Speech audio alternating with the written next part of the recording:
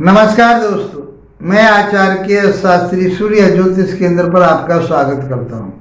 मित्रों, आज जो हम चर्चा करने वाले हैं वह मिथुन राशि वाले जातकों के लिए करेंगे कि मिथुन राशि वाले जातकों के लिए अप्रैल 2025 का महीना ये कैसा रहने वाला है। ये ग्रह गोचर आपके लिए क्या देगा, क्या प्रभाव पड़ेगा आपके जीवन पर इस ग्रह गोचर का, बहुत आसान तरीके से हम आपको बताने वाले हैं।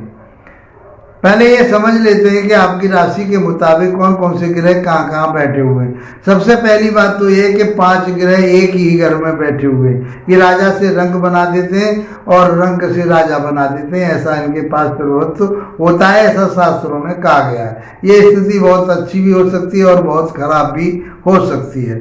तो ज़्यादातर पॉजिटिव ये है कि ये अच्छा ही करते हैं, बुरा नहीं करते, क्योंकि ग्रह अच्छे ही बैठे हुए हैं। क्योंकि यहाँ 5 अप्रैल तक तो 5 अप्रैल को तो मंगल देव राशि परिवर्तन करेंगे, वो अपनी नीच राशि में कर्क राशि में पहुंच जाएंगे। 14 अप्रैल को सूर्य देव अपनी उच्च राशि में पहुंच जाएंगे। ये 2 परिवर्तन होने, उसके बाद में आपके फिर भी 3 ग्रह एक भाव में ही रह जाएंगे। आइए मित्रों, बात करते हैं कि कौन कौन से ग्रह कहाँ कहाँ बैठे हुए हैं। यदि आप चैनल पर पहले से हमारे जुड़े हुए हैं, चैनल देख रहे हैं, या आप पहली बार आए हैं, तो लास्ट में वीडियो यदि आपको अच्छा लगता है तो उसको लाइक शेयर सब्सक्राइब करें। और यदि विश्लेषण कराना चाहते हैं तो मेरे से व्हाट्सएप नंबर पर संपर्क करें जो मेरे स्क्रीन पर चल रहे हैं। अब हम इसमें देखना क्या है, हमें आपका देखना है कि आपकी हेल्थ कैसी रहेगी अप्रैल महीने में, आपका शिक्षा, ज्ञान, विवेक, लव रिलेशन कैसे रहेंगे, वैवाहिक जीवन, आपका दाम्पत्य जीवन कैसा रहेगा, व्यापार कैसा चलेगा, आपका पार्टनरशिप कैसी रहेगी, भाग्य कितना साथ देगा, कैरियर में क्या बदलाव होंगे, ये बहुत आसान तरीके से हम आपको बताने वाले हैं।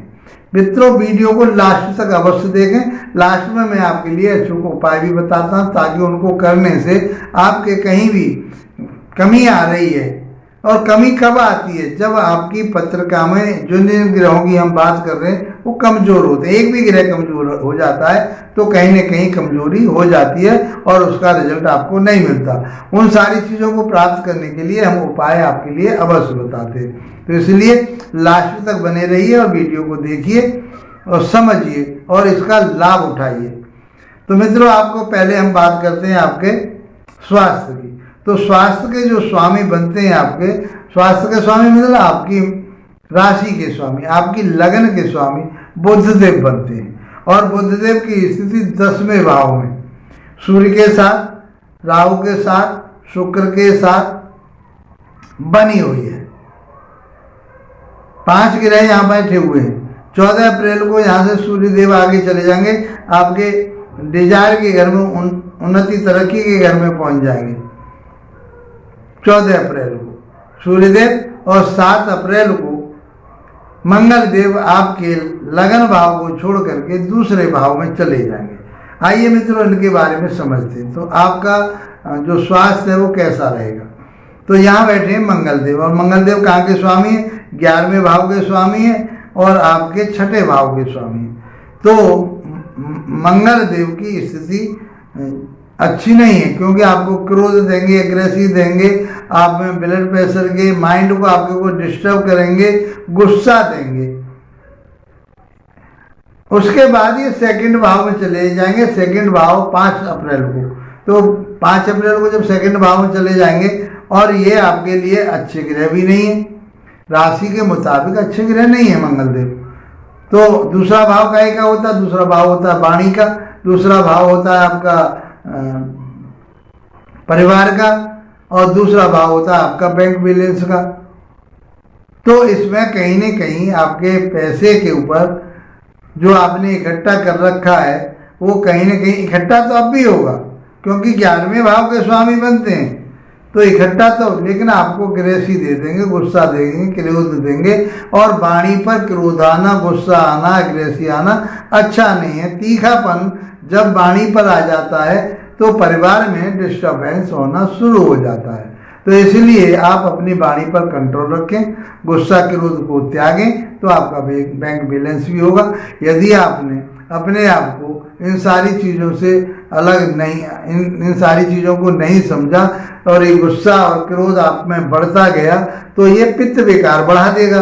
पित्त विकार बढ़ जाएगा तो एसिडिटी बढ़ेगी, आपके लिए रोग होंगे, चाहे वो रोग एसिड का हो, चाहे रोग आपके लिए एलर्जी का हो, कोई आपके पित्त विकार बढ़ जाए, फुंसी फोड़ा फुंसी जो भी होते हैं, चकते शरीर पे आ सकते हैं, आपके पे त्वचा आपकी लाल रंग की हो सकती है, बहुत सारी चीज़ें त्वचा से संबंधित हो सकती हैं। तो इस प्रकार से ब्लड से संबंधित रक्त ब्लड जो आपके रेड सेल कही जाती है उसमें बढ़ोतरी हो जाती है, एसिडिटी की मात्रा ज़्यादा बढ़ जाएगी। तो इसलिए आपको अपने क्रोध पर और इन सारी चीज़ों पर काबू करना पड़ेगा। आपको उपाय भी हम लास्ट में जरूर बताएंगे। अब बात करते हैं हम आपके बुद्धदेव की। तो बुद्धदेव चौथे भाव में 10वें भाव में बैठे हुए, तो आपका जो वाणी है, विवेक है, वो बहुत अच्छा रहेगा सूर्य के। लेकिन उसमें आपको बौखलाहट नहीं होनी चाहिए, क्योंकि राहु के साथ बुद्धदेव आपके बैठे हुए हैं और सूर्य के साथ, सूर्य तो वहाँ से 14 अप्रैल को आगे बढ़ जाएंगे, फिर भी राहु वहाँ रहेंगे। शुक्रदेव उच्च राशि में है और बुद्धदेव आपके नीच राशि में कहे गए हैं। मीन राशि में नीच राशि होती है, तो आपकी बुद्धि में, विवेक में कहीं ना कहीं डिस्टर्बेंस रहेगा, तो उसको आपको संभाल करके रखना है। आप जो भी काम कर रहे हैं उसको सोच समझ कर करें, अपने धैर्य से करें, तो वैसे आपका स्वास्थ्य अच्छा रहेगा, कोई ऐसी दिक्कत नहीं होगा। कोई एलर्जी होने की संभावना हो सकती है, क्योंकि राहु के साथ बैठे हुए हैं गुरुदेव, वो बुद्धदेव, तो एलर्जी हो सकती है। बात पित्त कफ तीनों रोग ही देने वाले होते हैं, तो पित्त का इजाफा हो सकता है, बात रोग भी बढ़ सकता है आपके लिए, पेट में कोई गैस प्रॉब्लम हो सकती है आपके लिए, त्वचा रोग आपके लिए हो सकता है आपके लिए। ये सारी चीज़ें बुद्धदेव दे देते हैं, स्थिति के आधार पर देखा जाता है। आपकी वाणी बढ़िया रहेगी, सब कुछ बढ़िया रहेगा, क्रूरता ना लाएं, उस पर इस बात का ध्यान रखना पड़ेगा। अब बात करते हैं हम आपके शिक्षा की, ज्ञान की, विवेक की। वो हम पंचम भाव से देखते हैं, लव रिलेशन भी यहीं से देखते हैं, संतान भी पंचम भाव से देखते हैं। वहाँ के स्वामी कौन बनने?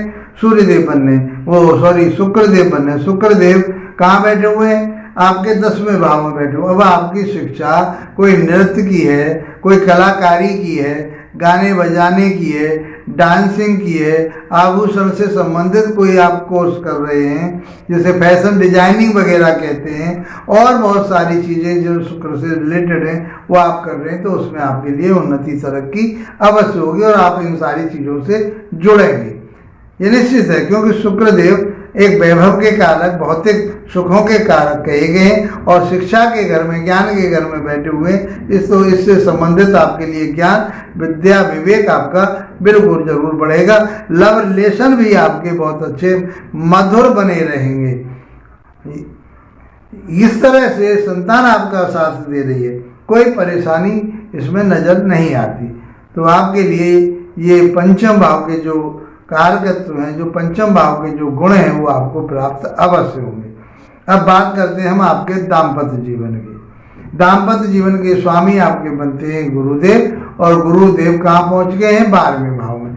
7वें भाव का स्वामी का 12वें भाव में जाना अच्छा नहीं बताया गया, लेकिन ये शुभ फल देने वाले ग्रह, शुभ ग्रह हैं गुरुदेव, इसलिए ये आपको अच्छा ही परिणाम देंगे, बुरा परिणाम नहीं देंगे। अब अच्छा परिणाम क्या देंगे? आपको विदेश कंपनियों से जुड़वाएंगे, एमएलसी कंपनियों से जुड़वाएंगे, आपको विदेश की यात्रा करवाएंगे, विदेश से लाभ दिलवाएंगे। आप अपना कोई भी कम्युनिकेशन जो बना के विदेश से रखना चाह रहे थे, उससे आपको लाभ होगा, आपका व्यापार बिजनेस आगे बढ़ेगा, कोई परेशानी नजर नहीं आती। दाम्पत्य जीवन आपका बढ़िया रहेगा, पार्टनरशिप आपकी बढ़िया रहेगी, क्योंकि यहाँ के स्वामी गुरुदेव बनते हैं, और गुरुदेव आपके 12वें भाव में बैठे हुए हैं। 12वां भाव खर्चे का होता है, तो आपका खर्चा तो हो सकता है। अब खर्चा किसके ऊपर हो सकता है? तो खर्चा आपका हो सकता है किसी काम के ऊपर, किसी अपने परिवार के पति या पत्नी के ऊपर, उनके शौक मौज के ऊपर, या किसी अननेसेसरी काम में आपका पैसा इस तरह से अच्छी जगह पे ही खर्च होगा, बुरी जगह पे पैसा आपका खर्च नहीं होगा। ज़्यादातर पैसा खर्च होने की जो मान लिया आप बिजनेस कर रहे हैं तो बिजनेस पे आप खर्चा कर सकते हैं, वहाँ आप अपना पैसा लगा सकते हैं, तो बुराई तो नहीं है कुछ भी, लेकिन उस पैसे पर नियंत्रण करके चलें, ताकि ऐसा नहीं आवेश में आकर के और आपने पैसा अनर्गल लगा दिया, बाद में आपको पछताना पड़े। इसलिए वैसे आपको ऐसी समस्या नहीं आएगी, गुरुदेव संभाल लेंगे, फिर भी अपने एहतियाती से चलना चाहिए। अब बात करते हैं हम आपके भाग्य की। भाग्य के स्वामी कौन बनते हैं? भाग्य के स्वामी बनते हैं शनिदेव, अष्टम भाव के और नवम भाव के स्वामी हैं, और वो बैठे हुए हैं कौन से? चौथे भाव में। तो आपका कैरियर भाव भी बहुत उन्नति वाला है और आपका भाग्य भाव भी बहुत अच्छा हो गया, क्योंकि केंद्र त्रिकोण का संबंध बन रहा है और ये पाराशरी सिद्धांत में अच्छा माना जाता है, इसको योग कारक माना जाता है। वैसे राशि के मुताबिक शनिदेव आपके अच्छे हैं, क्योंकि त्रिकोण के नवम त्रिकोण श्रेष्ठ त्रिकोण के स्वामी, और वो कहाँ बैठे हैं? आपके कैरियर भाव में बैठे हैं। तो आप कोई केमिकल से संबंधित, लोहे से संबंधित, फर्नीचर से संबंधित कोई भी काम आप शनि से संबंधित कर रहे हैं तो उसमें आपके लिए लाभ प्राप्त होगा, आपका नेम फेम बढ़ेगा और उन्नति तरक्की होगी, भाग्य आपका पूरा पूरा साथ दे रहा है। तो आप जिस काम को कर रहे हैं शनि से रिलेटेड, वो शनि आपके लिए कृपा बरसा रहे हैं कि आपके ऊपर आप उनके लिए ये मान के चलिए कि आपके ऊपर शनिदेव की पूरी पूरी कृपा आप बरसी हुई है। तो आपका ये गोल्डन पीरियड है कि शनि के जो कार्य करते हैं उन सारी चीज़ों से आप उनको प्राप्त कर सकते हैं। अब करना क्या है? आपको आलस छोड़ना है। अपने जो सहकर्मी जो आपका साथ नहीं दे रहे थे, बिल्कुल साथ देंगे। आपका व्यापार में कहीं उतर चल रही थी, अब आगे बढ़ेगा व्यापार आपका, है। तो ये सारी चीज़ें आपके लिए बहुत अच्छी, पिता के साथ अच्छे संबंध बना करके रखिए। और यदि वीडियो अच्छा लगा तो लाइक शेयर सब्सक्राइब कीजिए। इसी के साथ आप लोगों का धन्यवाद, नमस्कार।